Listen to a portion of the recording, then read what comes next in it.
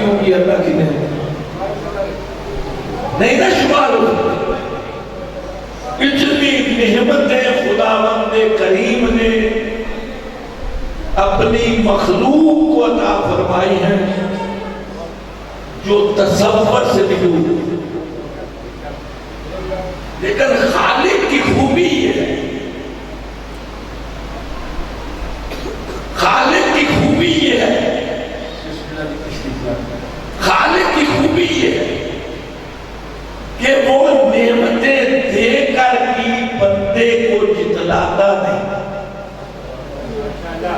اگر بندہ کسی بندے پہ احسان کرتا ہے نا، احسان کرنا بھی سب سے بڑی عبادت ہے. شادی بڑا فریضہ ہے جو انسان اس کی ادائیگی کر رہا ہے. کسی غریب کو دیکھا، اس کی غربت ختم کرنے کے لیے اس کی مدد کی. کسی لاچار کو دیکھا، اس کی لاچاری ختم میں اس نے معاونت کی. تو یہ اتنا بڑا احسان ہے. علامہ اقبال نے ایک شعر پڑھ کے کہتا ہوں، خدا کے بندے تو ہے ہزاروں، بنوں میں پھرتے ہیں مارے مارے. میں اس کا بندہ بنوں گا جس کو خدا کے بندوں سے پیار ہوگا. خدا کے بندوں سے پیار کرنا اللہ کو سب سے زیادہ پسند ہے. لیکن ہوتا کیا ہے، دنیا کا رواج کیا ہے کہ جب کسی پہ احسان کر لیا جاتا ہے نا، پھر بندہ کہیں نہ کہیں کسی نہ کسی طریقے سے اپنا احسان کبھی نہ کبھی اس کو جتلاتا بھی ہے، یاد بھی کراتا ہے نعمت بدل کے طور پر. ابھی ہمارے حلقے میں ووٹ ہوئے تو جس MPA نے لوگوں کے کام کرائے تھے، ہر گاؤں میں جا کے کہتا تھا کہ میں نے تمہارے لیے سڑک بنائی، میں تمہارے گاؤں میں سوئی گیس لے، میں نے تمہارے بچے کو ملازمت دلوائی. ہاں بھائی تم نے احسان کر دیا. لوگوں کو بھی پتا ہے جتلانے کی ضرورت کیا ہے. انسان کی فطرت ہے کہ ذرا برابر بھی احسان کرے پھر جتلاتا رہتا ہے. پھر وہ عظیم خالق ہے نا، تمام تر نعمتیں دینے کے باوجود بھی کبھی انسان سے نہیں کہتا کہ میں نے فلاں احسان کیا.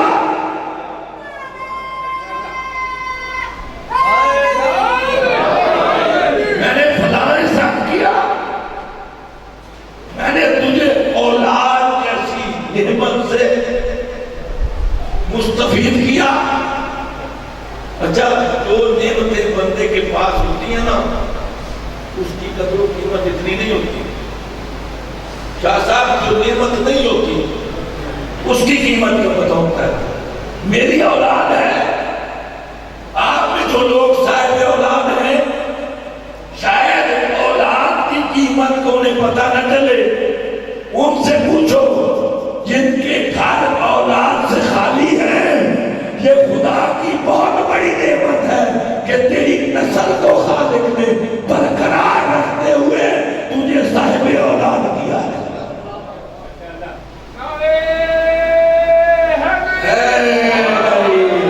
تجھے صاحب اولاد کرنا.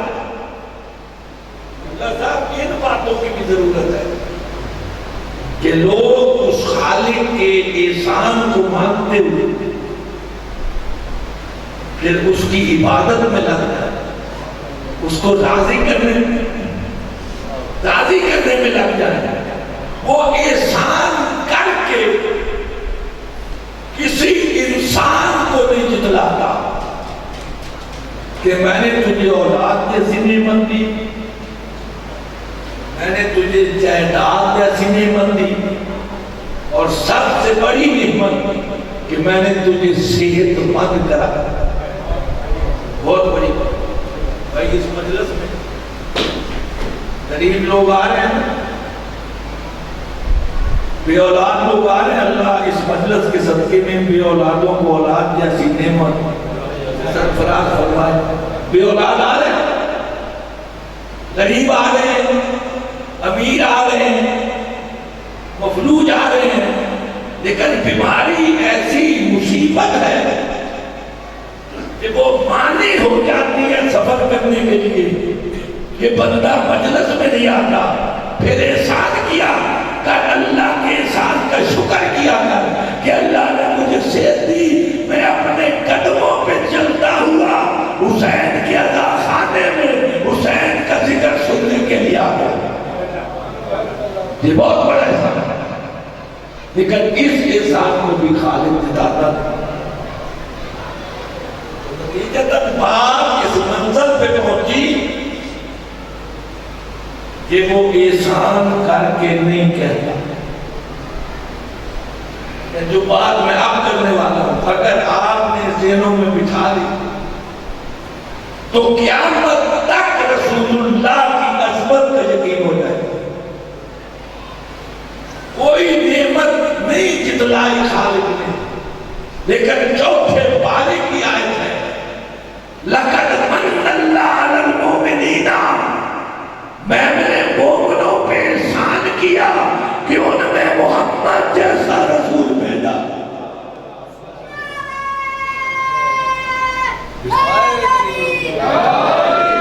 آواز بلند صلوات۔ میں نے مومنوں پہ احسان کیا، یعنی واحد احسان ہے جسے اللہ لوگوں کو یاد دلوا رہا ہے، جتلا رہا ہے کہ میرا احسان ہے کہ میں نے تم میں محمد مصطفیٰ جیسا رسول بھیجا۔ اب قبلہ صاحب یہ میں بات کہنے کے لیے مجبور ہوں کہ چند بندوں کو اگر درود کا کہا جاتا وہ کہنے لگ جاتے ہیں اس مولوی سے جان چھڑاؤ، یہ بار بار درود پڑھنے کو کہتا ہے۔ اس کا مطلب ہے جو درود پڑھ کے نبی پہ احسان کرنا چاہتے ہیں کہ میں درود پڑھوں گا نبی کی شان بلند ہوگی، میں علی کا نعرہ لگاؤں گا علی کی شان بلند ہوگی، نہیں تو درود پڑھے نہ پڑھے رسول کی شان میں فرق نہیں آتا۔ رسول تو وہ ہے جس پر خدا کی ذات بھی درود پڑھ رہی ہے۔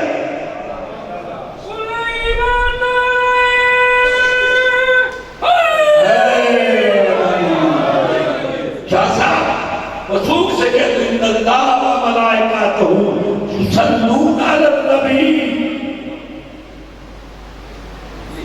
کا لفظ جہاں بھی آتا ہے قرآن مجید میں یہ حرف تاکید ہے، ضمیروں کو جوڑنے کے لیے ہے، کردار سازی کے لیے ہے، یقین دلانے کے لیے ہے۔ یقیناً میں اللہ اور میرے ملائکہ، اب ملائکہ میں تفریق نہیں، جتنے بھی ملائکہ خالق نے خلق کیے نا وہ اللہ کے ساتھ مل کے محمد مصطفیٰ اور اس کی مقدس آل پہ درود پڑھ رہے ہیں، اور درود میں تعطل آل محمد کی پاکیزگی کی سب سے بڑی نشانی اور ثبوت یہ ہے کہ ایک لمحے کے لیے بھی درود منقطع نہیں ہوتا۔ اگر بندہ کسی وقت پاکیزہ نہ ہو تو پھر درود منقطع ہو جائے گا۔ اگر اللہ پڑھ رہا ہے اور اس کے ملائکہ پڑھ رہے ہیں تو سمجھ جا نبی کا سونا بھی پاک ہے، نبی کا اٹھنا بھی پاک ہے، نبی کا بیٹھنا بھی پاک ہے، نبی کا چلنا بھی پاک ہے۔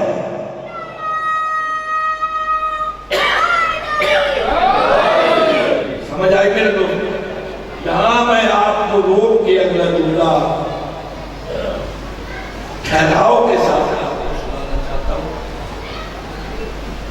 اب یقین ہو گیا نا قرآن کی آیت پر کہ اللہ درود پڑھ رہا ہے اور اس کے جتنے بھی ملائکہ ہیں وہ درود پڑھ۔ ہونا تو یہ چاہیے تھا کہ اللہ کی جتنی بھی مخلوق تھی نا اللہ انہیں بھی حکم دیتا کہ جس طرح میں اور میرے ملائکہ نبی پہ درود پڑھ رہے ہیں، پہلی نہیں تم بھی اسی طرح، اس میں اے سے لے کر زید تک جتنے بھی بندے ہوتے اللہ سب کو کہتا قبلہ، لیکن اللہ نے یہاں پہ ٹیون بدل کے لوگوں کو بتا دیا،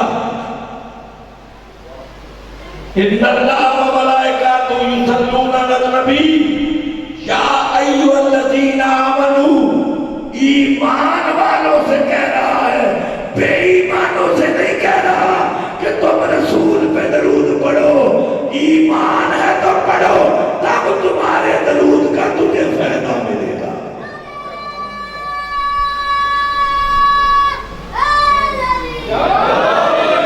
جب تمہارے درود کا تمہیں فائدہ ملے گا۔ اب جس کو نبی پر درود پڑھتا ہوا دیکھو، قبلہ شادی جس کو یہ سعادت نصیب ہو کہ وہ نبی پر کثرت سے درود پڑھتا ہے، پھر اللہ کی بارگاہ میں اس کے مومن ہونے میں کوئی شک نہیں، اس کے مومن ہونے میں کوئی شک نہیں۔ سمجھ آئے کہ درود پڑھنے سے نبی کی ذات کو فائدہ نہیں پہنچتا، پڑھنے والے کو پہنچتا ہے۔ ادھر اس نے درود بھیجا، ادھر اللہ نے مومن ہونے کی سند ادا کر دی، ایمان کی سند ادا کر دی، مومن ہو۔ آج مجھے سمجھ آئے کہ میرے مولا کا نام اور لقب امیر المومنین کیوں ہے؟ کیوں امیر المومنین ہے؟ اسلام میں درجے ہیں، درجے۔ جس نے اسلام قبول کیا وہ مسلمان ہو، مسلمان کے اگلے درجے پر مومن کا مقام۔ تبھی اللہ نے قرآن میں ڈیفرنٹ طریقے سے انسانوں کو پکارا ہے، کہیں پکارا یا ایھا المسلمون، کہاں پکارا یا ایھا المومنون۔ سمجھ آ گئے مسلمان اور مومن برابر ہوتے تو ایک ہی فکرہ کافی ہو جاتا۔ اللہ کا ڈیفرنٹ طریقے سے پکارنا اس بات کی دلیل ہے مسلمان ہونا اور بات ہے، بارگاہ رب العزت میں مومن کا درجہ پانا اور بات ہے۔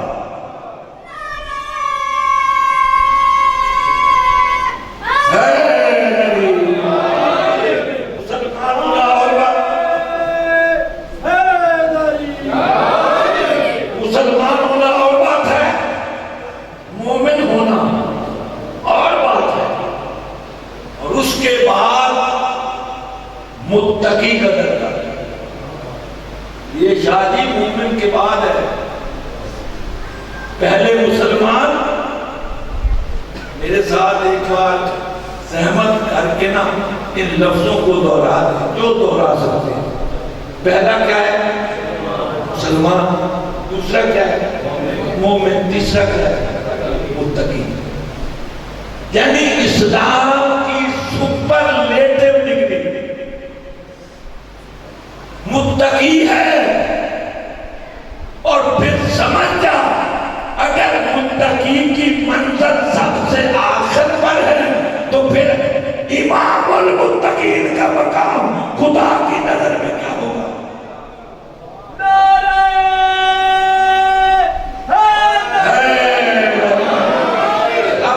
علمی گفتگو ہو گئی آج، اور مجھے خداوند کریم کا شکریہ ادا کرنے کا موقع ملا کہ میں آپ کو سمجھا سکتا۔ متقی کا مقام بڑا ہے۔ ابو حمام صحابی امیر المومنین ہے، علی سے محبت کرنے والے شادی، مقابلے میں علی بھی محبت کرتے ہیں۔ یار یک طرفہ محبت کسی چیز کی نہیں۔ ہم اگر علی سے محبت کرتے ہیں نا تو ہماری محبت کی سچی ہونے کی دلیل یہ ہے کہ مولا بھی کہے کہ میں بھی تم سے محبت کرتا ہوں، ہم اس کے محب ہیں، علی ہمارا محبوب ہے، پھر ہونا یہ چاہیے کہ ہم بھی علی کے محبوب بن جائیں، وہ بھی ہمارے محب بن جائیں۔ ابو حمام ہیں، صحابی ہیں جناب امیر المومنین کے اور جناب رسول خدا کے۔ قبلہ صاحب بیٹھے ہیں، میں نے اسی لیے آگے بلایا ہے کہ ہر بات کی تصدیق فرمائیں۔ مولا علی ابن ابی طالب کے پاس آگے کہتے ہیں یا علی مجھے متقی کی تعریف بتائیں، یعنی صحابی ہو کے علی کی معیت میں رہ کے علی کی محبت کا دعوے دار ہو کے علی سے پوچھ رہے ہیں کہ علی مجھے متقی کی ڈیفینیشن بتائیں، اور مجھے یقین ہے کہ جب آپ متقی کی تعریف کرنا شروع کر دیں گے نا تو متقی انسانی شکل میں میری آنکھوں کے سامنے آئے، یہ یقین کامل کا ذکر ہے۔ مولا علی نے اس کے سوال پہ کہا حمام چلے جاؤ، اللہ سے ڈرو اور نیک کام کرو۔ سمجھ گیا کہ علی بتانا نہیں چاہتے، اور ہم جیسا کو اڑیل مرید ہوتا تو پوچھنے کے بغیر جاتا ہی نہ۔ مولا اس علی کے اشارے کو سمجھ گیا کہ علی کی مرضی رسول کی مرضی ہے، رسول کی مرضی خدا لم یزل کی مرضی ہے۔ اگر علی نہیں بتانا چاہتے تو میں چلا جاتا ہوں۔ کچھ دن گزرے دوبارہ آیا، یا علی میں نے درخواست کی تھی کہ مجھے متقی کی تعریف ہی بتا دے۔ مولا نے پھر کوئی جواب دیا، ابو حمام چلا جاتا، بس اللہ سے ڈر، نیک کام کا، خوف خدا کا۔ تیسری بار آیا نا تو اس نے عجیب طریقے سے ایک سوال کیا، یا علی آپ کو اپنے حق کا واسطہ، آپ کو اپنے حق کا واسطہ کہ آپ مجھے متقی کی تعریف بتائیں۔ مولا نے فقط 2 تعریفیں بتائیں، ابو حمام چیخ مار کے گرا اور ہمیشہ کے لیے دنیا سے چلا گیا۔ مولا علی فرماتے ہیں تبھی تو میں اس کو بتاتا نہیں تھا، یہ متقی کے مہنی نہیں برداشت کر سکتا، متقی ہونا تو اور بات ہے۔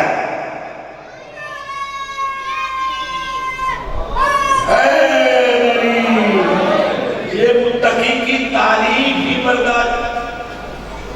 اب مجھے ایک حدیث کی سمجھ آئی کہ جو ہم نے سلیمان فارسی کو عطا کیا نا، اگر ابو ذر کو دے دیا جاتا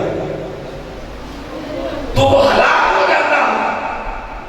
یعنی مریدین محمد و آل محمد بھی منازل کی شکل میں ہے، درجات کی شکل میں ہے، کوئی ایمان کے 10ویں درجے پہ ہے، کوئی 9ویں درجے پہ ہے، کوئی 8ویں درجے پہ ہے۔ وہ جتنے بھی درجے ہیں وہ محبان آل محمد کو ملے، کوئی اور نہیں ملا جسے رسول نے کوئی درجہ عطا فرمایا ہو۔ وہ مر جاتا، برداشت نہ کر سکتا، تو پھر نتیجہ کیا نکالا؟ جب متقی کی اتنی منزل ہے تو ہمارے امام کا تو لقب ہی ہے امام المتقین، متقیوں کے آگے چلنے والا۔ یعنی ایک راستہ نا وہ بقا کی طرف جا رہا ہے، وہ کامیابی کی طرف جا رہا ہے، وہ کامیابی اور کامرانی کی طرف جا رہا ہے، تو کسی ہیبت کی ضرورت ہے جو اس راستے کو بھی جانتا ہو، اس منزل کو بھی جانتا ہو۔ معمول پیچھے چلتے ہیں، پھر آخر امام انہیں کامیابی کی منزل پہ لے جاتا ہے، تبھی خالق نے کہا یوم ندعو کل اناس بامامہم، قیامت والے دن میں ہر انسان کو اس کے امام کے پیچھے کھڑا کروں گا۔ جدھر امام جائے گا، شادی یہاں بھی ایک باریکی کی بات آ گئی، اس کے امام کی مرضی، جس کو اس نے زندگی میں امام مانا ہے نا، وہ قیامت والے دن اسی کے پیچھے ہوتے، جس کو بھی مان لیا۔ یہاں اللہ نے سختی نہیں کی، لا اکراہ فی الدین، دین میں جبر نہیں، قربانے نہ مان، اپنے اپنے امام کے پیچھے، جو انجام امام کا ہوگا غور طلب ہوگا۔ اور آخری ملائک میں میری گفتگو، وہی اس کے مامون کو وَجَعَلْنَاهُمْ أَئِمَّةً يَدْعُونَ إِلَى النَّارِ۔ قرآن مجید میں ارشاد رب العزت ہے، کچھ بندے ایسے امام بنائیں گے، اس کا مطلب ہے کچھ امام خدا کی طرف سے بنے ہوئے ہیں، کچھ کو بندوں نے انتخاب کیا، کچھ بندے ایسے امام بنا لیں گے جو انہیں جہنم کی دعوت، اس کا مطلب ہے جہنم کے امام اور ہیں، جنت میں لے جانے والے امام اور ہیں۔ ہم نشانیوں سے نہیں ثابت کرتے کہ علی جنت میں کیسے لے جائے گا، ہمیں رسول نے بتا دیا یا علی انت قسیم النار والجنہ، تو ہی وہ امام ہے جو جنت اور دوزخ کے بانٹنے والا ہے۔ اب وہ کتنا کم عقل انسان ہے جسے یہ رسول نے بتا ہی دیا کہ جنت اور دوزخ کے تقسیم کرنے والے امام کا نام علی بن ابی طالب ہے۔ اب وہ کسی اور دروازے پہ جائے تو یہ اس کی کم عقلی کی سب سے بڑی دلیل ہے، اور نافرمانی رسول کی سب سے بڑی دلیل ہے۔ قیامت والے دن لوگ اٹھیں گے، آخری بات کر رہا ہوں، جہنم کے دہانے پہ پہنچے،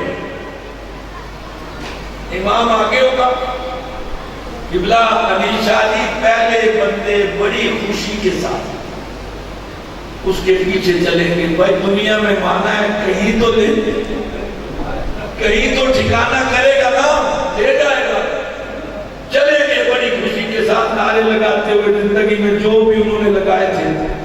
جب جہنم کے دہتے ہوئے شعلوں کو دیکھیں گے، اب کہیں گے لعنت ہو۔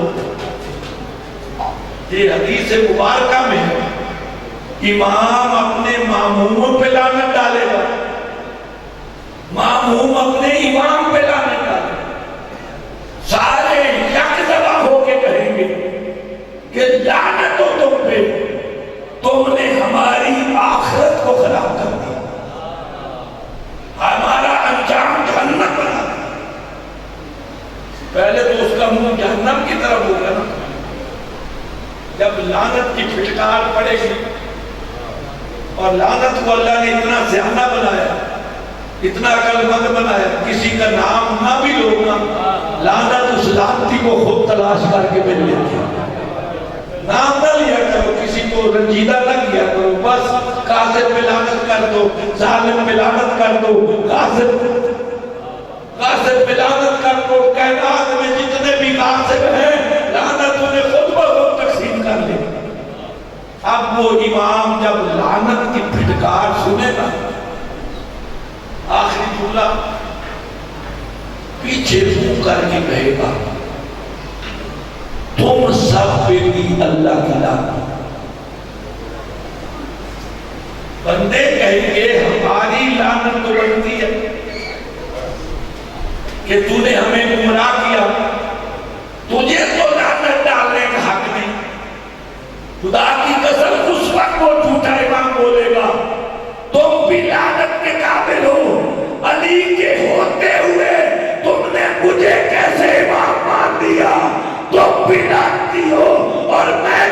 علی کے مقابلے میں آیا ہوں، میں پیلا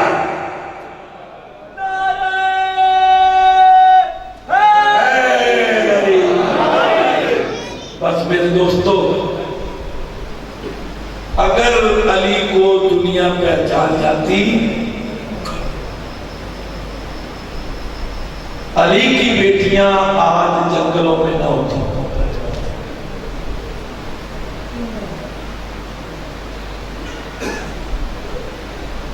اور نہ بازاروں میں جاتی۔ کسی ذاکر نے بڑا خوب جملہ کہا، جتنا نبی کی بیٹیوں کو مارا گیا نا، اتنا کسی صحابی کو بیٹے کو بھی نہیں مارا گیا۔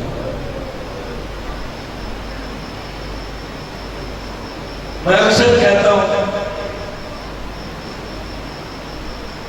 کہ کربلا کی جنگ اگر 10ویں کی سپیر کو ختم ہو جاتی اور نبی ذاتیوں کو عزت اور احترام کے ساتھ مدینے پہنچا دیا جاتا، تو شاید عزاداری کا یہ رکھنا ہوتا۔ شہادت حسین رونے کے وسیلہ نہیں، روتے کیوں ہیں؟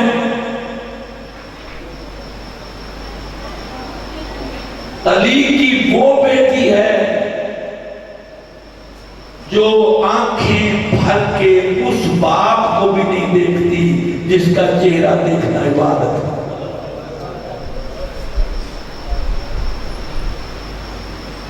چھوٹی سی عمر ہے سیدہ کی، ماں کے جنازے میں رات کے وقت ساتھ جا رہی، مولا علی کی نظر پڑی، کہا سب بیٹا جنازہ رکھو، پہلے زینب کو گھر چھوڑ کے آؤ۔ مجھ علی کی غیرت گوارا نہیں کرتی کہ رات کے اندھیرے میں میری پردے دار بیٹی گلیوں میں آ جائے۔ چلو ساروں کو ساتھ ملا کر ایک بار ہم سارے مل کے نجف کی طرف منہ کر کے مولا سے ایک بات تو کر لیں، مولا تو اپنی زندگی میں بیٹی کے پردے کے اتنے انتظام کرتا رہا، اتنی تاکید کرتا رہا، اتنا انتظام اور انتظار کیا، ہم دعوت دیتے ہیں، آنا ذرا کوفہ کے بازار میں دیکھ، آنا ذرا شام کے دربار میں دیکھ، وہی تیری بیٹی سر ننگے پسے گردن ہاتھ بنوا کے بازاروں میں آ کے کہتی ہے، مسلمانوں میں تمہارے نبی کی بیٹی ہوں۔ مولا سجاد علیہ السلام سے منہال نامی مومن نے سوال کیا، مولا 35 سال ہو گئے آپ کو خون کے آنسو روتے ہوئے، آپ اب تو رونا بند کر دیں۔ مولا فرماتے ہیں یعقوب کا ایک یوسف گیا تھا، اس نے روتے روتے آنکھیں دے دی، اس کا یوسف واپس بھی آ گیا،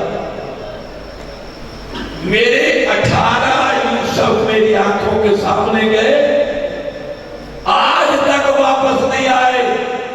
کبھی میں عباس کے دروازے کو دیکھتا ہوں، کبھی میں قاسم کے دروازے کو دیکھتا ہوں، کبھی میں اکبر کے حجرے کو دیکھتا ہوں، کبھی تو دن ہوگا جب میرا چچا عباس اپنے حجرے سے باہر آئے گا، اکبر حجرے سے باہر آئے گا۔ بس آخری جملہ کہہ رہا، قبلہ صاحب تشریف لے آئے، مولا ان کی زندگی دراز فرمائے اور خوبصورت انداز میں ذکر محمد و آل محمد کرنے کی توفیق عطا فرمائے۔ مولا روتے روتے بے ہوش ہو گئے، منہال شرمندہ ہو گیا کہ میں نے ایسی بات کی ہے جس سے مولا کے خون آنے میں اضافہ ہو گیا ہے، مولا رنجیدہ ہو گئے ہیں۔ مولا سے کچھ دیر کے بعد سوال کرتا ہے، مولا یہ جو جتنے آپ کے یوسف گئے ہیں یہ شہید ہی ہوئے نا، شہادت تو آپ کے گھر کا ورثہ ہے، شہادت تو آپ کے گھر کا شیوا ہے، اس پہ رونے کی کیا وجہ ہے؟ خدا کی قسم جناب سجاد کی آنکھوں میں خون بڑھ گیا، رو کے فرماتے ہیں میں مانتا ہوں، تسلیم کرتا ہوں، شہادت ہمارے گھر کی وراثت ہے، لیکن اتنا تو انصاف کر، کیا کبھی پہلے بھی ہماری بیویاں بازاروں میں گئی تھی، درباروں میں گئی تھی؟ میں شہادت پہ نہیں روتا، میں پھوپھی کے خطبے کو دیکھ کے روتا ہوں کہ اتنی بڑی پردے دار اور یتیم جیسے شرابی سے مخاطب ہو رہی ہے۔ وآخر دعوانا ان الحمدللہ رب العالمین۔